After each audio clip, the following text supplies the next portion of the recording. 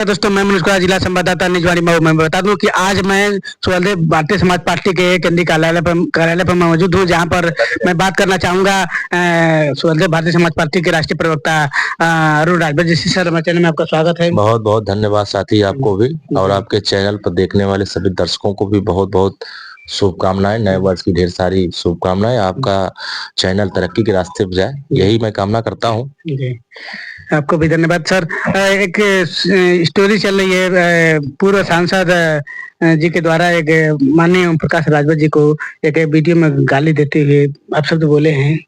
देखो, ये ऐसा है कि इनका दिमाग हो गया खराब, अब बुद्धि काम करना कर दिया है बंद। अब ये लेते हैं झरिया, तीनों टाइम ये एक टॉनिक की तरह लेते हैं। जब टॉनिक ले लेते हैं तो फिर इनका आवाज बदल जाती है और क्या बोलते हैं वो खुद नहीं समझ पाते हैं। और ये गाली हमको नहीं दे रहे हैं, ये पूरे समाज को गाली दे रहे हैं और संपूर्ण समाज में हर समाज इनको देख रहा है कि आप पूर्व में एक सदस्य रहे हैं, बड़े सदन के सदस्य रहे हैं और आप के ही पार्टी के लोग, जिस पार्टी में काम करते हैं उस पार्टी के लोग इनको खुद ही गाली दे रहे हैं कि आपका ये विचार, इस तरह का व्यवहार पार्टी कभी स्वीकार नहीं कर सकती है। आप किसी को गाली दे करके राजनीति में नहीं आगे बढ़ सकते हैं। और राजनीति में माननीय ओम प्रकाश राजभर जी एक अपना वजूद बना लिए हैं और एक अपनी अलग पहचान बना लिए हैं। जमीन से लेकर के, सड़क से लेकर सदन तक उन्होंने संघर्ष किया है। इनकी तरह झरिया पी करके संघर्ष नहीं किया है। उन्होंने लंबे समय तक गरीबों के बीच में सेवा किया है, गरीबों की दर्द को समझा है और उस मुकाम पर पहुंचे हैं। इनके कृपा से नहीं पहुंचे हैं, वो अपने कृपा से पहुंचे हैं। तो अब उनको दर्द हो रहा है कि ये ताकत इनकी क्यों बढ़ रही है। पीला झंडा देखते ही उनको नशा चढ़ जा रहा है। अब वो पता नहीं, पहले 42 डिग्री वाला ले रहे थे, अब 46 वाला ले रहे हैं कि 45 वाला ले रहे हैं, पता नहीं क्या ले रहे हैं। अब जब वो ले रहे हैं उतनी ताकत वाली, तो तकलीफ उनको उतनी तेज मिल रही है। अब जैसे देख रहे हैं पीला, तो उनको उस तरीके की डिग्री वाली दिख जा रही है। तो ये बेचारे, इनको मैंने बहुत पहले एक सलाह दिया था कि उम्र हो गई है, उम्र के साथ साथ अब आपका सलाहकार वाली समिति में आपको हम सदस्य बना देते हैं कि उसमें आप रहिए, कम से कम हम लोगों को सलाह दीजिए। सही, अब आप गाली देंगे तो आप खुद गाली खाएंगे। तो हम लोगों का संस्कार ऐसा नहीं रहा है। हम राष्ट्र नायकों के बच्चे हैं, हम लोग इस देश की सेवा किए हैं, राष्ट्र के धरोहर हैं।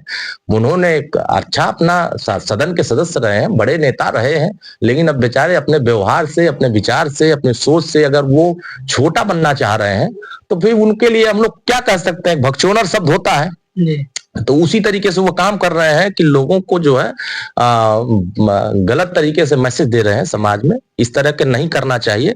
समाज में अच्छा सोच के साथ काम करना चाहिए। हर समाज के लोग इस बात को जानते हैं कि माननीय ओम प्रकाश राजभर जी किस गरीब की बात करते हैं, कमजोर की बात करते हैं। सदन में, अभी सदन में खड़ा होकर के उन्होंने इस बात को कहा कि गरीब कमजोर वर्गों को कैसे न्याय मिलेगा। हमारी सरकार पहल कर रही है कि अभी हमारा समाज कमजोर है, मजदूर टाइप का है। मजदूरी करने वाले व्यक्ति को मजदूरों की लागत नहीं मिल रही है। 10 लाख करोड़ रुपया नरेगा में पहले आता था, किसके लिए? 100 दिन की गारंटी काम करने के लिए। लेकिन 10 लाख का काम, 10 लाख करोड़ का काम किसको मिलता था? ये वही ठेकेदार, वही दलाल लोग थे, बिचौलिए थे, जो गरीबों को उनकी मजदूरी का लागत नहीं लेने देते। जब उस सदन में इस बात को चर्चा किया कि गरीबों को उसकी लागत मिलनी चाहिए, तो सरकार ने व्यवस्था बनाया और 125 दिन का काम दिया। 125 दिन का काम दिया, उसका नाम बदल दिया जी राम जी योजना। और गारंटी दिया गया कि अब कोई व्यक्ति बुलडोजर से, जेसीबी से काम करा करके पैसा नहीं वसूल सकता। अगर गरीब काम किया है, गांव में, ग्रामीण क्षेत्रों में, गांव में काम किया, तो उसके काम के अनुरूप उसको पैसा मिले। होता क्या था कि 50 जने काम के लिए 150 जने का पैसा निकल गया। तो अब वो व्यवस्था बदल गई।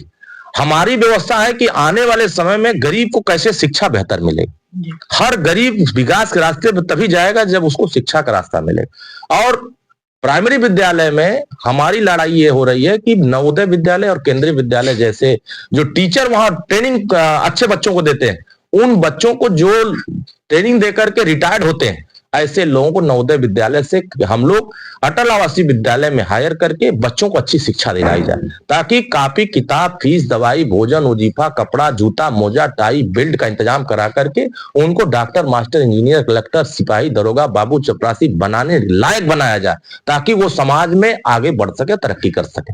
हम लोगों का प्रयास हो रहा था कि देश में हमारी गिनती नहीं हो रही है, हर समाज की गिनती लोग अपनी अपनी आकलन से कहते हैं, लेकिन हमारे समाज में बहुत सारे ऐसे वर्ग हैं जिनकी गिनती नहीं।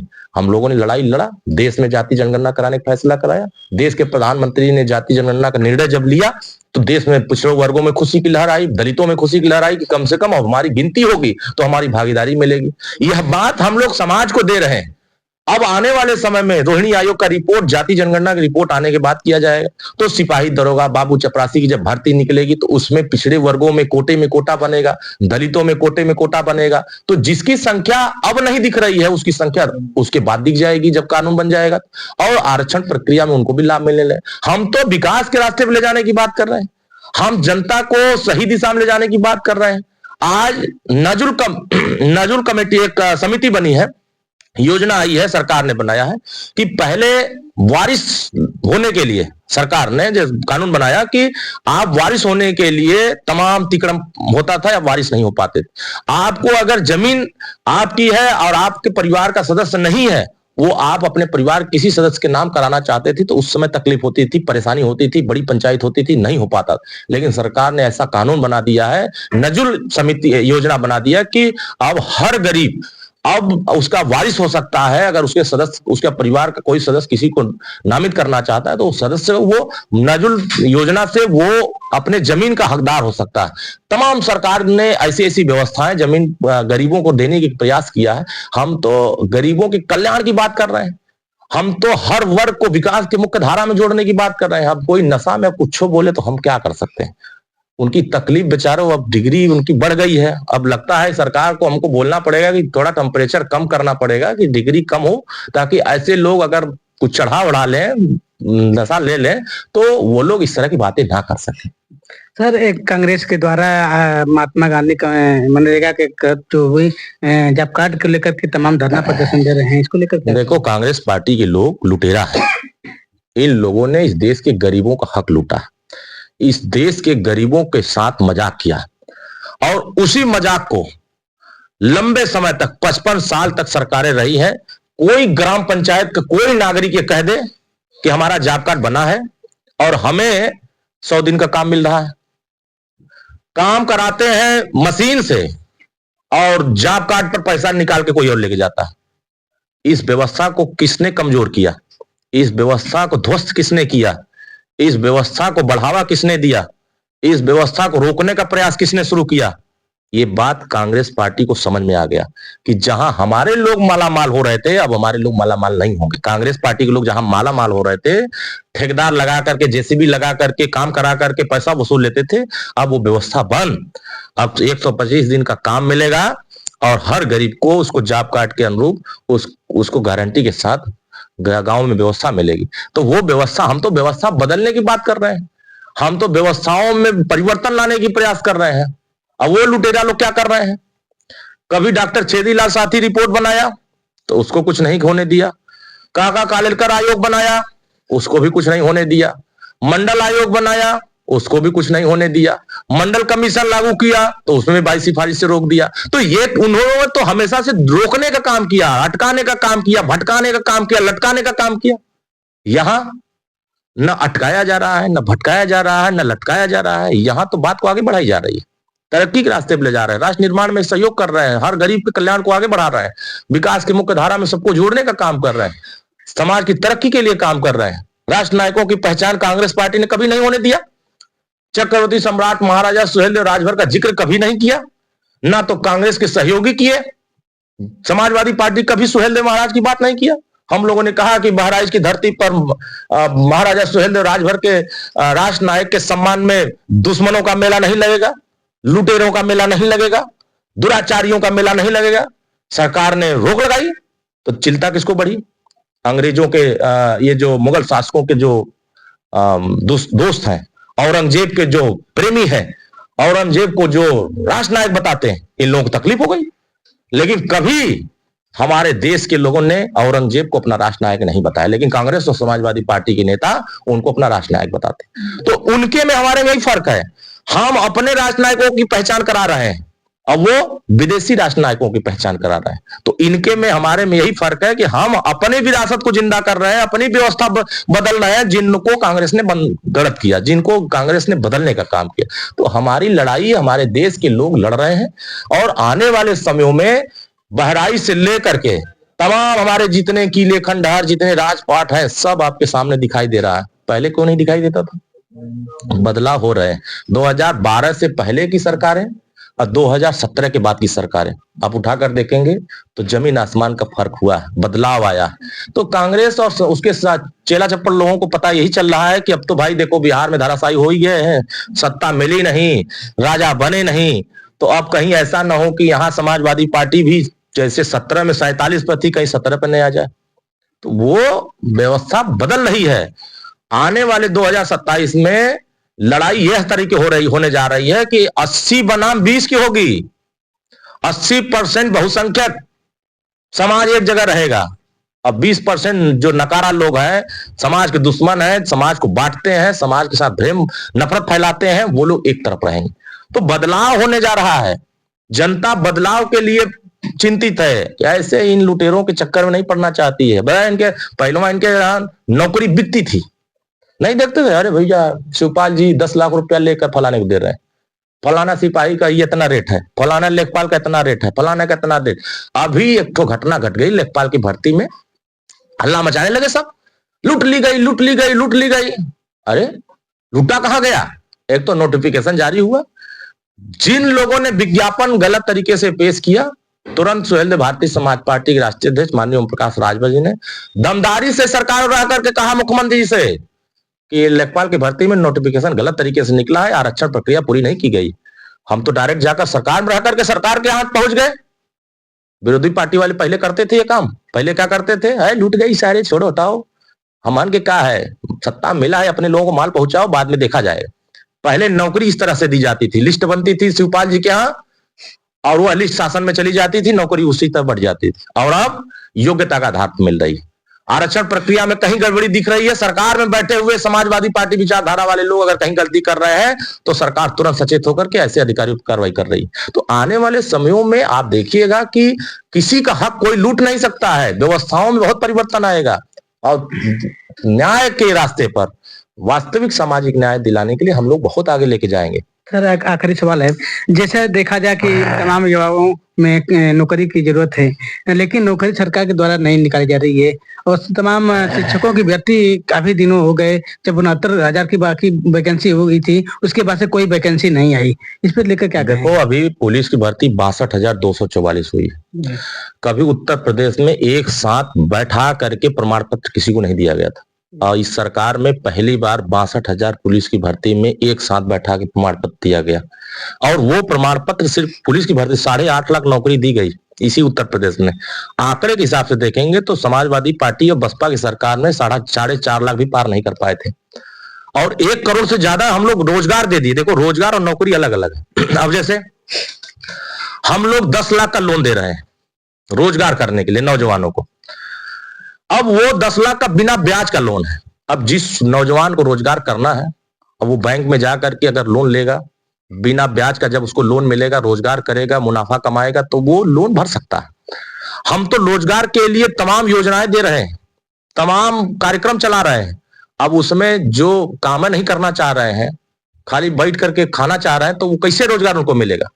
तो सरकार तो पहल कर रही है ना, चाहे वो शिक्षक भर्ती का मामला हो। देखो, 2011 से मैं सुनता आ रहा हूं शिक्षा मित्रों की व्यवस्था नहीं बदल रही, शिक्षा मित्रों के साथ अन्याय हो रहा है। देखो, शिक्षा मित्रों की व्यवस्था बदलने का प्रयास कहां से हुआ? अभी सदन में चर्चा हुई है कि हम शिक्षा मित्रों को न्याय देंगे, किसी प्रकार का उनके साथ भेदभाव नहीं होने देंगे। 69,000 शिक्षक भर्ती मसला जहां तक रहा, दोनों पक्ष, जिनको नौकरी मिल गई है और जिनको नौकरी नहीं मिली, ये दोनों पक्ष आपस में लड़ रहे हैं। एक पक्ष लड़ रहा है हमें नौकरी हमारी ना जाए और दूसरा पक्ष लड़ रहा है कि हमें नौकरी मिल जाए। ये दोनों पक्ष चले गए हाई कोर्ट, दोनों पक्ष चले गए सुप्रीम कोर्ट। अब जब दोनों पक्ष का मामला सुप्रीम कोर्ट से निर्णय नहीं आएगा तो राज्य सरकार उसके पक्ष में क्या डिसीजन कर सकती है। जब मामले कोर्ट में जाते हैं तो कोर्ट के आदेश का पालन जब सरकार के यहाँ आता है तो उसका पालन कराते हैं। तो हम तो किसी के साथ अन्याय नहीं चाहते हैं। हम तो हर समाज में जो भी 69,000 शिक्षक भर्ती का हो, चाहे किसी भी भर्ती प्रक्रिया का हो, हर भर्ती प्रक्रिया में सबको भागीदारी दिलाने का प्रयास कर रहे हैं। अन्याय हम किसी के साथ नहीं करना चाहते, लेकिन इस सपा कांग्रेस की सरकारों में अन्याय धुआंधार होता था, खूब झोंक के होता था। अब तो बदलाव हो गया है कि न्याय संगत कार्यक्रम चल रहे हैं। कहीं गलत हो रहा है तो उसको सही करने का प्रयास हो रहा है। एक आखिरी सवाल, आपके ये कार्यकर्ता एक सोशल मीडिया पे वायरल किए थे कि सपा और बसपा अगर दोनों मिल जाए तो 2027 में कोई हराने वाला नहीं। देखो ये सही बात है कि क्या कर रहे हैं सपा बसपा नहीं, सॉरी, भारतीय समाज पार्टी और भारतीय समाज पार्टी और बसपा की राजनीति अगर देखा जाए तो दलित समाज और राजभर समाज पहले जब एकजुट था बसपा के साथ, जब हमारी पार्टी नहीं बनी थी तब सत्ता बनती थी। 2005 के बाद से बसपा की राजनीति जब चमकी हुई थी, 2007 में पहली सरकार दूसरी सरकार बनी थी, तो उसमें जो भी व्यवस्थाएं हमारे समाज का सहयोग लेकर के सरकार बनाई गई थी, हमारे समाज को कुछ मिला नहीं था। लोग क्या कहते थे, अरे मंत्री बना दिया, विधायक बना दिया, चीज करने लगे उसी में। अरे मंत्री विधायक बनाने से कल्याण नहीं होता है। समाज को सामाजिक न्याय सरकार की योजनाओं को जोड़ करके दिया जाता है तब होता है। सरकार की भागीदारी उनको पहुंचाई जाती तब होता है। तो उस वोट के हिसाब से वो तय किया था, बताया कि राजभर का वोट और दलित का वोट अगर एकजुट होगा तो हर विधानसभा में 1-1 लाख 1.5 लाख वोट हो जाएगा। इस हिसाब से अगर समीकरण कभी भविष्य में बनेगा तो इसकी ये व्यवस्था होगी। तो उसका ये आकलन जैसे क्या है, तो हर व्यक्ति अपना अपना आकलन करता है।